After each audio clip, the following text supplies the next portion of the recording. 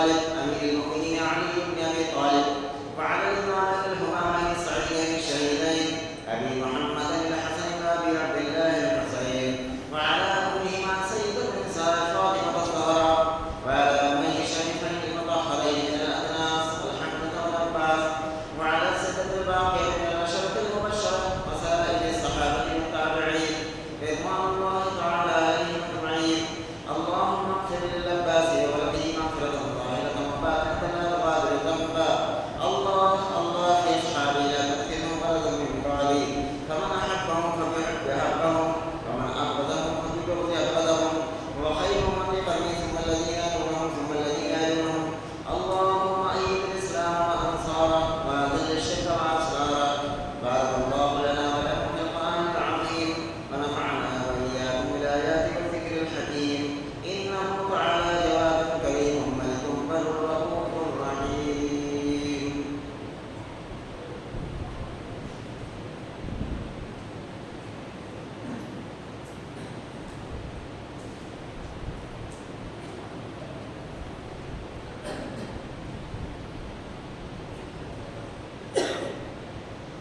إن الحمد لله نحمده ونستعينه ونستغفره ونعوذ بالله من شرور أنفسنا ومن سيئات أعمالنا. من يهده الله فلا مضل له ومن يضلل فلا هادي له.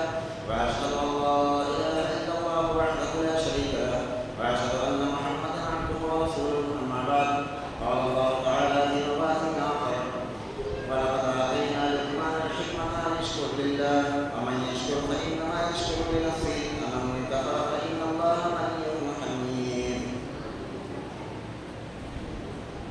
ہر قسم کی حمد و ثنا تعریف و توصیف بڑائی ابتدائی لائق اور زیبا ہے اس اللہ رب العالمین کے لیے جو ہم سب کا خالق و مالک ہے. درود و سلام کے پیش محترامی ذاتی مقدسہ مطہرہ پر جو ہم سب کے بیچ رشد و ہدایت بنا کر کے بھیجے گئے، جن کا نام نامی اسم گرامی احمد مصطفیٰ محمد مصطفیٰ صلی اللہ علیہ وسلم. میرے بھائیوں اور بزرگوں، اللہ کی کتاب قرآن مجید کے اندر انسان کی زندگی کے ہر پہلو کا اللہ رب العالمین نے خیال رکھا اور ہر پہلو کا ذکر کیا. یہ نہیں کہ قرآن کے اندر صرف نماز کا ذکر ہو، زکوٰۃ کا نہ ہو، زکوٰۃ کا ذکر ہو، حج کا نہ ہو، اسی طریقے سے معاملات کا ذکر نہ ہو، اسی طریقے سے انسان کے گھر کے اندر کے رہن سہن کا، اس کی چال ڈھنگ کا ذکر، ہر چیز کا قرآن مجید کے اندر ذکر موجود ہے. بس یہ ہے کہ اللہ تعالیٰ ہمیں اس سے استفادہ حاصل کرنے کی توفیق عطا فرمائے. یہ ہم سبھی جانتے ہیں سورہ لقمان کی یہ سورت نمبر 31 ہے اور آیت نمبر اس میں ہے 12 اور 12 سے میں شروعات کرتا ہوں. جتنی آیتیں ہیں آج کے خطبے میں ذکر ہو جائیں گی، اللہ کی نعمت سمجھا جائے گا. اللہ رب العالمین نے ان بندوں کا تذکرہ کتاب کے اندر کر دیا. یہ بڑا کرم فرمایا اللہ رب العالمین نے کہ پچھلے زمانے میں جو بڑے بڑے واقعات ہوئے اور بہت اللہ کے نیک بندے، اللہ کے نبی اور پیغمبر، ان کا تذکرہ بھی قرآن مجید کے اندر فرمایا. اس میں سے ایک یہ ہے کہ حضرت لقمان علیہ السلام، اگرچہ ان کے بارے میں یہ کلیئر نہیں ہے کہ یہ اللہ کے نبی تھے یا نہیں تھے، لیکن بہرحال ان کے اندر جو کشش تھی اور جو ان کی کیفیت تھی اور جو ان کی فکر تھی وہ نبیوں والی فکر تھی. اس لیے اللہ رب العالمین نے ان کا ذکر کرنے کے بجائے ان کے نام سے قرآن مجید کے اندر پوری ایک سورت کو نازل فرمایا. وہ ہے سورہ لقمان، جس کی آیتوں پر میں نے تلاوت کی. اللہ رب العالمین نے فرمایا کہ وَلَقَدْ آتَيْنَا لُقْمَانَ الْحِكْمَةَ أَنِ اشْكُرْ لِلَّهِ. ہم نے یقیناً لقمان کو حکمت عطا کی. لقمان کو حکمت عطا کی. کس چیز کی حکمت عطا کی؟ کہ تم اللہ کا شکر ادا کرو. ان اشکر للہ ومن یشکر فانما یشکر لنفسہ. جو شخص شکر کرتا ہے وہ اپنے لیے کرتا ہے. اگر کوئی اللہ کا شکر ادا کرتا ہے ہر بات میں، ہر نعمت پر، ہر چیز پر، تو اللہ رب العالمین نے فرمایا اس میں کوئی اللہ کا فائدہ نہیں ہے. وَمَن يَشْكُرْ فَإِنَّمَا يَشْكُرُ لِنَفْسِهِ. جو شکر کرتا ہے تو یہ اس کا شکر اس کے لیے فائدہ مند ہے۔ ومن کفر فإن اللہ غنی حمید، اگر کوئی کفر کرے، جب دیکھیے قرآن مجید کے اندر جہاں جہاں بھی شکر کا ذکر آیا ہے اس کے اپوزٹ میں جو لفظ اللہ رب العالمین نے چنا ہے وہ ہے کفر، ناشکری نہیں۔ کفر کے بعد، کفر کے مقابلے میں جو لفظ اللہ نے چنا ہے وہ کفر ہے۔ پتہ یہ چلا کہ ناشکری کفر ہے۔ اگر انسان اللہ کی نعمتوں کو بھول جائے، اللہ کی بڑائی کو بھول جائے، اللہ کی عظمت کو بھول جائے تو وہ ناشکری کا لفظ نہیں فرمایا بلکہ وہ کفر کر رہا ہے، انکار کر رہا ہے۔ یعنی اگر 24 گھنٹے میں انسان کو رات ہو جانا، دن ہو جانا، سورج کا نکل آنا، چاند کا نکل آنا اور وغیرہ وغیرہ، یہ تمام جو اللہ کی نعمتیں جو 24 گھنٹے آدمی دیکھتا رہتا ہے، تو جو ناشکری کرے اس نے انکار کر دیا اللہ کی نعمت۔ اسی لیے اللہ رب العالمین نے فرمایا کہ ومن کفر فإن اللہ غنی حمید، اگر جو شخص کفر کرے گا تو اس بات کو یاد رکھیں کہ اللہ بے نیاز ہے، اس کو کسی کی تعریف کی ضرورت نہیں، اللہ کی عزت نہیں بڑھتی اس کی تعریف کرنے سے۔ اللہ رب العالمین اتنے عزت والے ہیں، اتنی عظمت والے ہیں کہ پوری دنیا اگر اللہ رب العالمین کے بغاوت کرنا شروع کر دے تو اللہ کی عزت میں کوئی ذرہ برابر فرق آنے والا نہیں، اور اگر پوری کائنات اللہ کی حمد و ثنا بیان کرنا شروع کر دے تب بھی اللہ کی عظمت اور عزت میں اضافہ نہیں ہوگا۔ تو اسی کو اللہ رب العالمین نے فرمایا کہ ومن کفر فإن اللہ غنی حمید، جو شخص شکر کا دامن چھوڑ کر اور ناشکری کرے گا تو یاد رکھو کہ اللہ بے نیاز ہے، اس کو کسی کی تعریف کی ضرورت نہیں ہے، وہ خود تعریف کے لائق ہے، اور وہ تعریف سے اس کو تعریف کی کوئی ضرورت نہیں ہے کہ اس کو کوئی ضرورت پڑتی ہو کہ بندہ اللہ کے نام پر سبحان اللہ الحمدللہ کہے، اس کی عظمت بیان کرے، اس کی ضرورت اللہ کو نہیں ہے۔ جو شخص کرے گا ومن یشکر فإنما یشکر لنفسہ، جو شخص شکر کرے گا تو اس کے اپنے فائدے کے لیے۔ دوسری جگہ قرآن کے اندر اللہ رب العالمین نے فائدہ بیان کرنا فرمایا کہ جو ہے لئن شکرتم لازیدنکم، اگر تم شکر ادا کرو گے تو اللہ تمہاری نعمتوں کو بڑھا دے۔ ومن کفر فإن اللہ غنی حمید، وہاں بھی یہی ہے کہ ناشکری کرے گا لئن شکرتم لازیدنکم وإن کفرتم ان عذابی لشدید، اگر تم کفر کرو گے، ناشکری کرو گے تو اللہ کا عذاب بہت سخت ہے۔ تو پتہ یہ چلا کہ شکر کرنے سے اللہ کی نعمتیں بڑھتی ہیں، خاص کر مرد عورتیں اس بات کو دھیان، عورتیں بھی الحمدللہ سن رہی ہیں اس بات کو۔ ناشکری کی وجہ سے رسول اللہ صلی اللہ علیہ وسلم نے فرمایا کہ عورتوں کو میں نے جہنم میں زیادہ دیکھا ناشکری کی وجہ سے۔ ناشکری کے الفاظ مرد کے مقابلے میں عورتوں کی زبان پر جلدی آ جاتے ہیں، اس لیے فرمایا کہ ناشکری کفر ہے، اسلام سے نکل جانا ہے، اللہ کے حدود سے نکل جانا ہے جو شخص ناشکری کرے۔ آگے بڑھتے ہیں۔ اللہ رب العالمین نے حضرت لقمان کے نام سے قرآن مجید کے اندر سورت اس لیے نازل فرمائی، اس لیے ان کا تذکرہ ذکر خیر فرمایا کہ ان کی جو فکر تھی وہ نبیوں والی فکر تھی، اگرچہ ان کے بارے میں قرآن و حدیث کے اندر کوئی دلیل نہیں موجود ہے کہ اللہ کے نبی تھے یا نہیں تھے۔ بہرحال اللہ رب العالمین نے نبیوں والی فکر کی وجہ سے ان کے نام سے سورت نازل فرمائی۔ تو ان کی فکر کیا تھی آگے اللہ رب العالمین نے بیان فرمایا آیت نمبر 13 پر، وَإِذْ قَالَ لُقْمَانُ لِابْنِهِ وَهُوَ يَعِظُهُ يَا بُنَيَّ لَا تُشْرِكْ بِاللَّهِ، حضرت لقمان نے اپنے بیٹے کو، اپنے لڑکے کو وعظ فرمایا، نصیحت فرمائی، ان کے سامنے ایک بات فرمائی، وَهُوَ يَعِظُهُ يَا بُنَيَّ، بیٹا لا تشرک باللہ، اللہ کے ساتھ شرک مت کر، وَإِنَّ الشِّرْكَ لَظُلْمٌ عَظِيمٌ، کیونکہ شرک بہت بڑا ظلم ہے اللہ کے ساتھ، اور اتنا بڑا ظلم ہے کہ آپ اندازہ لگائیں اس بات سے کہ جو اللہ پیدا ہونے سے پہلے، پیدا ہونے سے گھنٹوں پہلے ماں کے سینے کے اندر رزق پیدا کر دے انسان کا، ابھی پیدا ہونے میں گھنٹوں باقی ہیں، اللہ نے ماں کے سینے کے اندر اس کا رزق تیار کر رکھا، اور ابھی وہ بچہ نہ تو سجدہ کرنے کے لائق ہے، نہ تو سبحان اللہ کہنے کے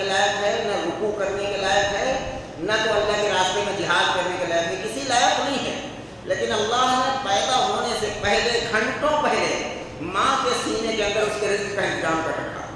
اور اللہ نے ماں کے پیٹ کے اندر ساری چیزوں کو بنا دیا، پلکوں کو، باریک باریک چیزیں کو. اللہ نے دانت نہیں بنائے. اس میں کیا حکمت ہے؟ اللہ نے دانت اس لیے نہیں بنایا کہ دانت کی ابھی ضرورت نہیں ہے. دانت جب جمنے لگتے ہیں بچہ ماں کے پستان میں کاٹنے لگتا ہے، اسی لیے اللہ نے دانت کو نہیں پیدا کیا ماں کے پیٹ کے اندر. اور ماں کے سینے کے اندر کا رزق ختم ہونے سے پہلے اللہ رب العالمین دانت کو پیدا کر دیتا ہے اس بچے کے. دانت جمنا شروع ہو جاتے ہیں، ابھی دودھ ختم نہیں ہوا. ماں کے سینے کے اندر اللہ نے جو رزق کا انتظام کیا تھا وہ رزق ابھی پوری طرح ختم نہیں ہوا ہے، دانت جمنا شروع ہو گئے کیونکہ دانت سے اب کھانے کی ضرورت ہے. تو یہ میں ایک دو نعمتیں تھیں جن کا تذکرہ کیا. اتنا ہونے کے باوجود جو اللہ ایک سانس کا نگہبان ہے، جس اللہ نے ہمارے چلنے کے لیے زمین بنائی، ہمارے صاحبہ کے لیے آسمان بنایا، اسی طریقے سے اللہ رب العالمین نے بارش کا انتظام کیا. اللہ رب العالمین نے تمام چیزوں کا ماں باپ کے اندر رحم ڈالا، ماں باپ کے اندر شفقت پیدا کی، جس کی وجہ سے وہ اچھی پرورش کرتے ہیں. یہ سب کچھ کرنے کے بعد کوئی شخص اللہ کو چھوڑ کر کسی اور در پر جھکنا شروع کر دے تو اللہ رب العالمین نے فرمایا کہ وَإِنَّ الشِّرْكَ لَظُلْمٌ عَظِيمٌ، کہ یہ اس سے بڑا ظلم دنیا کے اندر کوئی اور نہیں ہو سکتا کہ جو بندہ اپنے رب کے ساتھ ظلم کرنے لگے، رب کے ساتھ انصاف نہ کرے. بندہ کوئی چاہے کسی دھرم اور مذہب کا ماننے والا ہو، میں دعویٰ کرتا ہوں کہ یہ کتاب، یہ اللہ کی کتاب ہے، اس کے اندر اللہ نے ایسا نور رکھا ہے کہ مائیکل جیکسن جیسے ناچنے اور گانے والے لوگ، اس نے جب اللہ کی کتاب پڑھی قرآن مجید تو اس کو اللہ نے ہدایت عطا فرمایا، اس نے اسلام قبول کیا. اس کتاب کے اندر ایسا نور ہے کہ کسی اور دھرم اور مذہب کو ماننے والا اگر اس کتاب کو پڑھنا شروع کر دے، اس کتاب کے بارے میں جاننا شروع کر دے تو اسے رب کی پہچان ہو جاتی ہے، اپنے پیدا کرنے والے خالق و مالک کو پہچان لیتا ہے کہ کون ہے جس نے یہ سارے انتظامات کیے ہیں، کون ہے جو بطخ کے بچوں کو تیرنا سکھاتا ہے، کون ہے جو ہواؤں میں اڑنا سکھاتا ہے پرندوں کو، تو کون ہے. ان تمام باتوں کو جاننے کے باوجود اگر اللہ نے جو سسٹم بنایا ہے، کسی کا 2-3 گھنٹے کے لیے اگر پیشاب رک جاتا ہے لوگوں، ان سے پوچھو کہ اللہ کے اس نظام کے بنائے ہوئے نظام کی اہمیت کیا ہے. اتنا سب کچھ کرنے کے باوجود کوئی بندہ اپنے رب کا در چھوڑ کے کسی اور کو حاجت روا سمجھنے لگے، کسی اور کے سامنے اپنی جھولیاں پھیلانے لگے، کسی اور کو ضرورتیں پوری کرنے والا سمجھنے لگے، کسی اور کو داتا اور مرادیں پوری کرنے والا سمجھنے لگے، تو اس سے بڑا ظلم دنیا کے اندر کوئی اور نہیں ہو سکتا کہ لوگوں پر ظلم کرتا ہوا انسان تو وہ ہلکی چیز ہے. اگر کوئی شخص اپنے رب کے ساتھ ظلم کرنے لگے، رب کے ساتھ انصاف نہ کرے کہ مجھے جھکنا کس کے سامنے چاہیے اور کس کے سامنے جھکنا شروع کر دے، تو فرمایا کہ لقمان نے اپنے بیٹے کو نصیحت کرتے ہوئے فرمایا کہ وَإِذْ قَالَ لُقْمَانُ لِابْنِهِ وَهُوَ يَعِظُهُ يَا بُنَيَّ لَا تُشْرِكْ بِاللَّهِ إِنَّ الشِّرْكَ لَظُلْمٌ عَظِيمٌ. لقمان نے اپنے بیٹے سے کہا یا بنیا بیٹا اس بات کو یاد رکھو کہ وَهُوَ يَعِظُهُ يَا بُنَيَّ لَا تُشْرِكْ بِاللَّهِ، بیٹا اللہ کے ساتھ شرک مت کرنا. وَإِنَّ الشِّرْكَ لَظُلْمٌ عَظِيمٌ، شرک بہت بڑا ظلم ہے اور اتنا بڑا ظلم ہے کہ اللہ کو یہ چیز برداشت نہیں. بقیہ کوئی گناہ ہو، کوئی غلطی کر ڈالے انسان، بڑے سے بڑا گناہ کر ڈالے، ممکن ہے کہ معاف بھی ہو سکتا ہے یا اللہ رب العالمین اسے سزا دے. سورۃ النساء کے اندر اللہ رب العالمین نے اس کو فرمایا کہ ان اللہ لا یغفر ان یشرک بہ، بلا شبہ اللہ شرک کو کبھی نہیں معاف کرتا. ویغفر ما دون ذلک لمن یشاء، بقیہ جتنے بھی گناہ ہیں اللہ جس کو چاہے معاف کر دے اور جس کو چاہے سزا دے کر معاف کر دے. لیکن انہ من یشرک باللہ فقد حرم اللہ علیہ الجنہ، شرک کرنے والے پر جنت حرام کر دی گئی ہے. وما واہ نار، ہمیشہ کی وہ جہنم کے اندر رہے گا. وما واہ نار وما للظالمین من انصار، ایسے ظالموں کا کوئی یار و مددگار نہ ہوگا. دلیل مضبوط ہو رہی ہے. وَإِنَّ الشِّرْكَ لَظُلْمٌ عَظِيمٌ. اور اس آیت کریمہ کے اندر سورہ مائدہ کی ہے، اس کے اندر بھی ظلم کہا گیا. وما واہ نار، وہ جہنم میں رہیں گے شرک کرنے والے. وما للظالمین من انصار، ان کا کوئی یار و مددگار نہیں ہوگا جو ظالم ہے، اللہ کے ساتھ ظلم کرتے. تو یہ بات حضرت لقمان نے جب اپنے بیٹے کو سمجھائی، دیکھیے اللہ دنیا کے اندر ہر چیز کا بدل عطا کرتا ہے. بیٹے کو جب لقمان نے یہ بات سمجھائی تو اللہ کو برداشت نہیں. اب اپنے بارے میں حضرت لقمان کیسے کہے؟ اللہ نے مائکرو فون لے لیا حضرت لقمان سے، اللہ نے بیان کرنا شروع کر دیا. یہاں سے آیت نمبر 14 وَوَصَّيْنَا الْإِنسَانَ بِوَالِدَيْهِ. اب اللہ رب العالمین ان کے بیٹے کو سمجھا رہا ہے.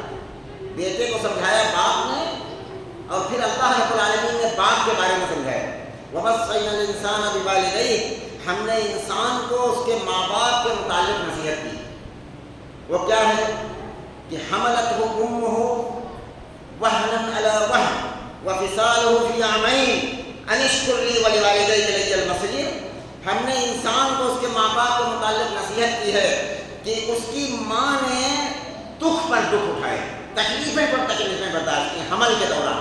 حملته امه وهنا على وهن. اللہ ہم سب نوجوانوں کو ان نعمتوں کی قدر کرنے کی توفیق عطا فرمائے. اللہ اس کیفیت کو پھر بنانے والا، جس دلوں کی کیفیت کو جاننے والا جس طرح سے بیان کر سکتا ہے اس طرح سے دنیا کے اندر کوئی بیان کر سکتا. حضرت لقمان کے بیٹے سے اللہ رب العالمین نے فرمایا کہ وَوَصَّيْنَا الْإِنسَانَ بِوَالِدَيْهِ حَمَلَتْهُ أُمُّهُ وَهْنًا عَلَى وَهْنٍ. والدین کے بارے میں نصیحت کرتا ہوں کہ تمہاری ماں نے تکلیفوں پر تکلیفیں برداشت کی ہیں حمل کے دوران. اور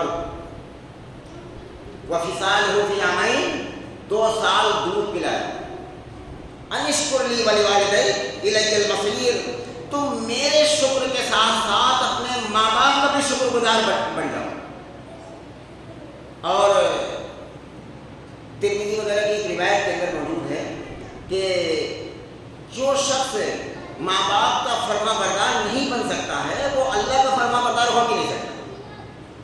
اس لیے کہ جو احسان کرنے والے نظر آتے ہیں، اگر کوئی آدمی نہیں جانتا ہے تو جب اس کے بچے ہوتے ہیں تب ماں باپ کے احسان کو جان جاتا ہے. ماں کیسے راتوں رات پنکھا جھل کر اپنی نیند قربان کر کے بچے کے آرام کا انتظام کرتی ہے. اور اسی طریقے سے باپ بہت زیادہ بیمار ہو لیکن پتہ چلے بیٹا کرا رہا ہے، اس کے اندر کوئی تکلیف ہے، باپ اپنی تکلیف کو بھلا کر اپنے بیٹے کو اپنی گود میں لے کر ڈاکٹر کے پاس جاتا ہے. رات کے 12-1 بجے ڈاکٹر کے پاس جاتا ہے. دن کی تپتی ہوئی دھوپ میں باپ محنت و مشقت کرتا ہے اپنے بیوی اور بچوں کے لیے. یہ احسان لوگوں کو نظر آتے ہیں. اسی لیے اللہ رب العالمین نے فرمایا کہ جب نظر آنے والے احسان کو تم نہیں مانو گے تو جو نظر نہیں آ رہا ہے، جس نے تمہاری سانسوں کا انتظام کیا ہے، جس نے آکسیجن کا انتظام کیا، جس نے چاند کا انتظام کیا، جس نے سورج کا انتظام کیا، جس نے زمین کا انتظام کیا، جس نے زمین کے نیچے پانی کا انتظام کیا، اس کے تم شکر گزار کیسے بن سکتے ہو؟ جو نظر آتا ہے اس پر اس کے شکر گزار نہیں بن سکتے تو اللہ رب العالمین کے فرما بردار کیسے بن سکتے؟ اس لیے اللہ رب العالمین نے ان دونوں چیزوں کا ذکر فرمایا. اچھا، دوسری چیز یہ ہے، ہو سکتا ہے میں جہاں تک آیتوں کی تشریح کرنا چاہتا تھا وہاں تک نہ ہو سکے، آئندہ جنہیں میں انشاءاللہ ان آیتوں کی تشریح کرنے کی کوشش کروں گا. اب اس سے یہ دیکھیں کہ اللہ کے نیک بندے کو اپنے بیٹوں کے بارے میں جو فکر تھی وہ کیسی تھی. آج ہماری فکر کیسی ہے اور ان لوگوں کی، اللہ کے نبیوں کی اور اللہ کے نیک بندوں کی فکر کیسی تھی، قرآن نے اس کو بیان کیا. جیسے کہ سورہ بقرہ کے اندر حضرت یعقوب علیہ السلام کا تذکرہ ہے کہ اذ حضر یعقوب الموت اذ قال لبنیہ ما تعبدون من بعدی قالوا نعبد الہک و الہ آبائک ابراہیم و اسماعیل و اسحاق الہا واحدا ونحن لہ مسلمون. یعقوب کے علیہ السلام کے پاس جب موت کا وقت قریب آیا تو انہوں نے کہا اذ قال لبنیہ، اے بیٹوں، ما تعبدون من بعدی، تم لوگ میرے بعد کس کے سامنے جھکو گے، تم لوگ میرے بعد کس کی عبادت کرو گے؟ تو یہ حضرت یعقوب علیہ السلام ہے جن کے 13 بیٹے تھے. تو انہوں نے اپنے بیٹوں کو کی جو سب سے زیادہ فکر کی ہے وہ یہ ہے نبیوں والی فکر حضرت لقمان علیہ السلام کی. اسی لیے اللہ رب العالمین نے اس کا ذکر فرمایا. آج ہماری فکر یہ ہے کہ جو یہ دنیاوی زندگی 50-60 سال 70 سال کوئی جیتا ہے، کوئی 80 سال، زیادہ سے زیادہ 100 سال کے آس پاس آدمی مر ہی جاتا ہے. تو اتنی چھوٹی سی زندگی کے لیے جو فکر ہمارے اندر ہے کہ ہمارے بچے BA کر لیں، ڈپلوما کر لیں، یہ ساری چیزیں کر لیں، ٹھیک ہے، اس کی برائی نہیں ہے اسلام کے اندر، بے شک کرنا چاہیے، لیکن یہ کرنے کے بعد انسان دنیا کے اندر اچھی زندگی جی سکتا ہے اور اچھے ماحول بنا سکتا ہے دنیا کے اندر، آخرت سے اس کا کوئی تعلق نہیں۔ آخرت سے تعلق یہ ہے کہ جب دینی علم ہم اپنے بچوں کو سکھائیں گے، جب قرآن اور حدیث کا علم سکھایا جائے گا، تب وہ بچے فکر مند بنیں گے۔ اور اگر ہم اپنے بچے کو حافظ قرآن بنا رہے ہیں، قرآن کہیں سے پڑھا رہے ہیں، اور صرف وہ رٹو حافظ نہیں بلکہ قرآن کے معنی بھی سمجھتا ہو، قرآن کے معنی بھی مدرسوں میں پڑھائے جاتے ہوں اور وہ سمجھتا ہو، ایک ایسا بندہ تیار کرنا، یہ میں سمجھتا ہوں کہ اس پوری قوم جو زخمی ہے اس کے زخموں کا مرہم ہے۔ ایک اگر ہر گاؤں کے اندر ایسا ایک بندہ بھی تیار ہو جائے کہ جو قرآن مجید کے معنی کے مقصد کو لوگوں کو سمجھا سکے اور خود سمجھ سکے اور خود عمل کرے اور دوسروں کو عمل کرنے کی دعوت دے سکے، ایسے لوگوں کو نیت کرو، انشاءاللہ ہم اپنے بچوں کو دین کی تعلیم ضرور سب سے پہلے دلائیں گے۔ بقیہ کوئی بھی تعلیم دلائے، انگلش پڑھائے، ہندی پڑھائے آدمی، لیکن کم از کم مدرسے کھلے ہوئے ہیں۔ آج یہ ہے کہ آدمی کوئی تو یہ وظیفہ اور یہ تمام تھوڑا بہت اناج اور تھوڑے بہت پیسے کے لالچ میں اپنے بچوں کو بھیج دیتا ہے، حالانکہ وہاں بھی نہیں پڑھ پاتے اور مدرسے کے اندر قرآن اور حدیث کی تعلیم بھی نہیں کر پاتے، ان کی زندگیاں برباد ہو جاتی ہیں۔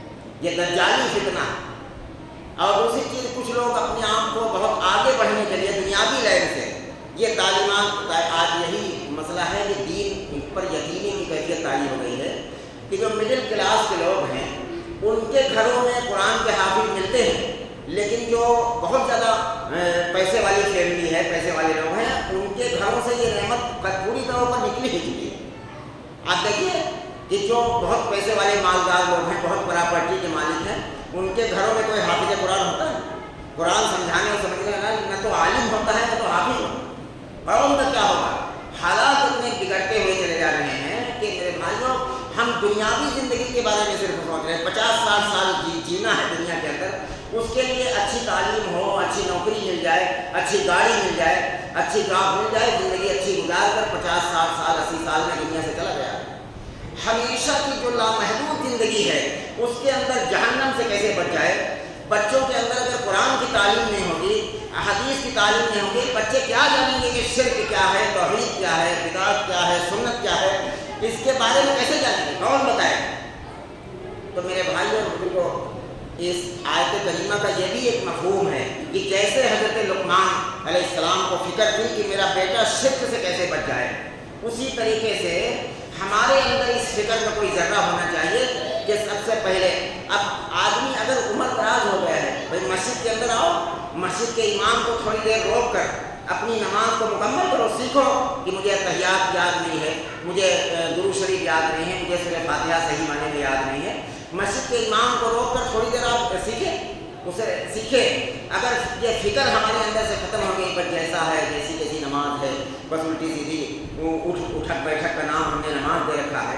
میں نے پچھلے خطبے اس پر 2-3 خطبے اس پر دے چکا ہوں کہ نماز جب تک کہ محمد رسول اللہ کے طریقے کے مطابق نہیں ہوگی تو اپنا وقت برباد کرنا ہے، ضائع کرنا ہے، اس نماز کا کوئی مطلب نہیں۔ نماز وہی کی جائے گی جیسے سیمپل بھیجنے والا سیمپل بھیج دیتا ہے کہ مجھے ایسی ڈیزائن چاہیے۔ اب ڈیزائنر اگر سیمپل کے خلاف ڈیزائن تیار کر دے تو واپس آتا ہے کام کی نہیں، بالکل ہر آدمی سمجھ سکتا ہے، بہت آسان جملوں میں کہنے کی کوشش کر رہا ہوں کہ وہ کام واپس آتا ہے۔ اسی طریقے سے اللہ نے لقد کان لکم فی رسول اللہ اسوۃ حسنہ، محمد رسول اللہ کو نمونہ اور سیمپل بنایا ہے، تو زکوٰۃ نبی جیسی، نماز نبی جیسی، حج نبی جیسا، عمرہ نبی جیسا، اور اسی طریقے سے رمضان کے روزے نبی جیسے، اگر اس میں نبی جیسے ڈیزائن نہیں ہے تو اس عمل کا کوئی مطلب نہیں ہے۔ آدمی کتنے بھی عمرے کر لے، کتنے بھی حج کر لے، لیکن اس کا حج نبی کے طریقے پر نہیں ہے، اس کا عمرہ نبی کے طریقے کے مطابق نہیں ہے، تو پھر کوئی فائدہ نہیں، اس کا عمل کا کوئی مطلب نہیں، بے وجہ خواہ ٹائم برباد کرنا۔ میرے بھائیوں، نماز جب آؤ تو مسجد کے اندر سیکھنے کی بھی کوشش کرو کہ ہماری نماز محمد رسول اللہ کے طریقے کے مطابق آ جائے۔ اب جلدی سے ایک آیت کی اور تلاوت کر دیتا ہوں۔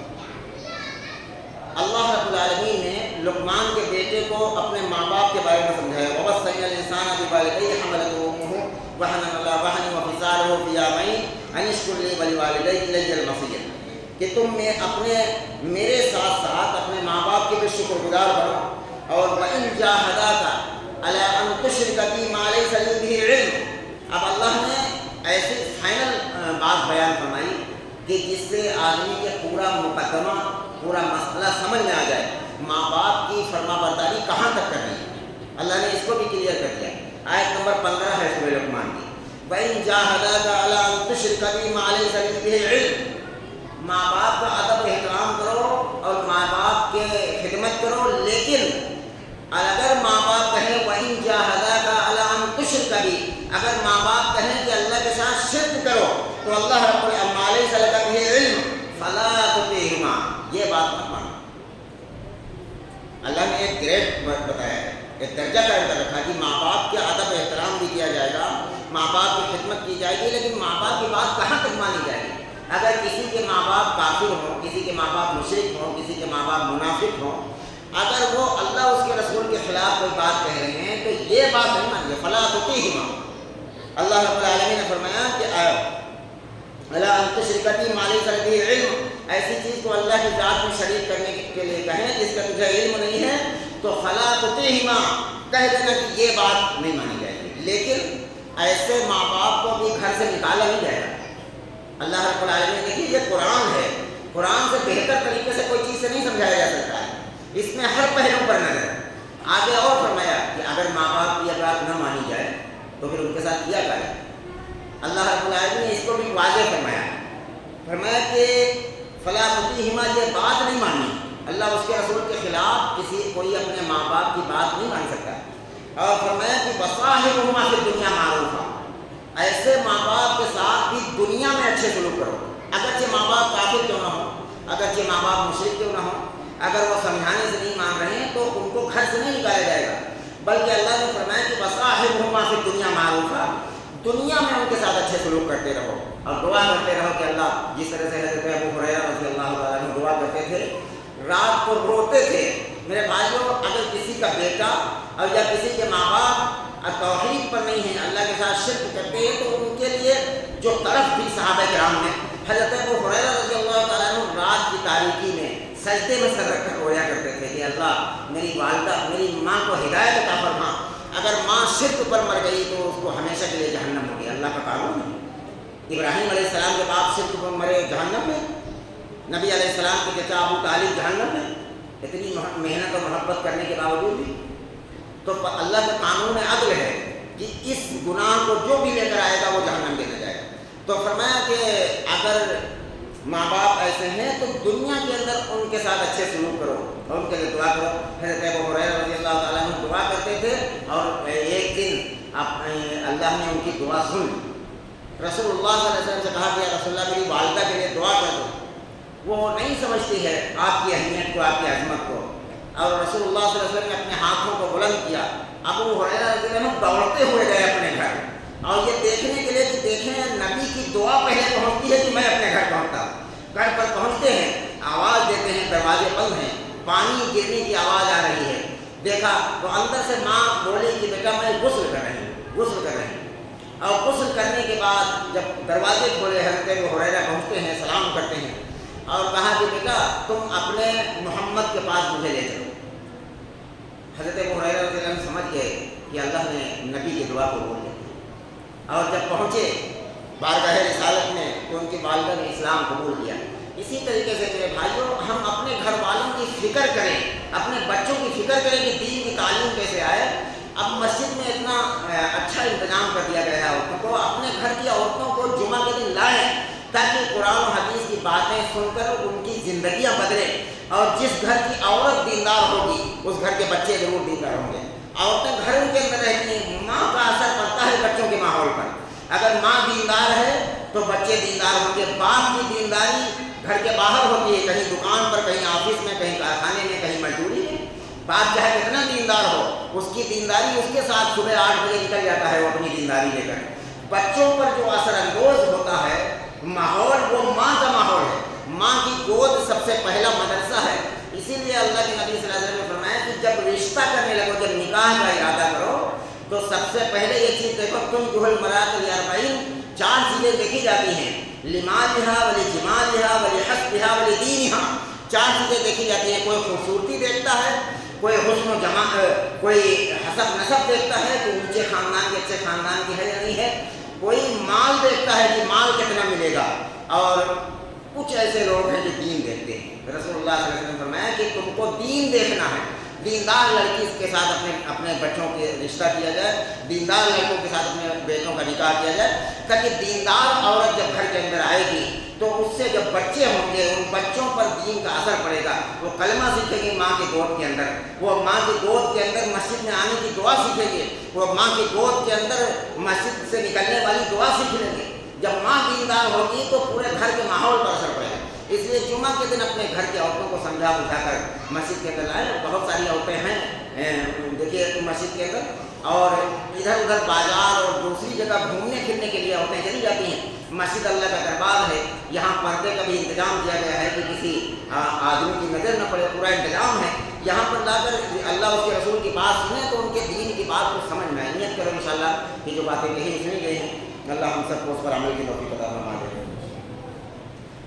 یا رب العالمین ہم سب کو جب تک زندہ رکھے اسلام پر، جب موت دیجیے تو ایمان پر خاتمہ نصیب فرما۔ یا رب العالمین ہم سب کی جائز تمناؤں کو، جائز خواہشوں کو پوری فرما دیجیے۔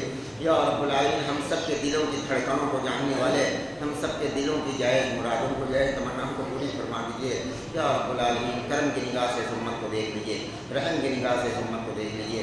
یا رب العالمین تمام مرد عورتوں کو اللہ قرآن و سنت پر عمل کرنے کی توفیق نصیب فرما، قرآن و سنت کے علم کو سیکھنے کی اور سکھانے کی توفیق نصیب فرما، اپنے کرم سے قبول فرما لیجیے۔ صلی اللہ علیہ وسلم۔